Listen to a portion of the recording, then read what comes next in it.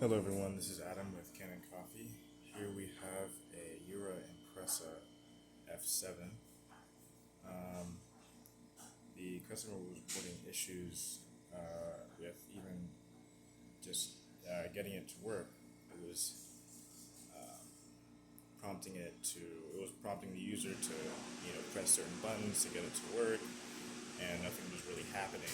When I got around to testing it, I found that it was stuck in a sort of loop where it was asking me to open and close the tap, the hot water tap. So that indicated that it didn't actually know um, the the machine was kind of lost trying to figure out what state it was actually in, and a lot of that is regulated with these flow meters. Um, so when we replaced that flow meter,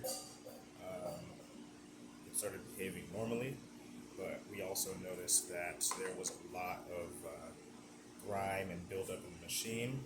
Um, so we ended up doing a full tune-up of the machine.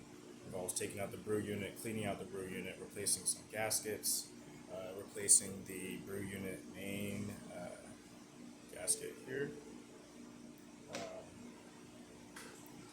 Yeah, and then going through the cleaning and descaling process. So, yeah, that's what we did. So here I'm just going to show that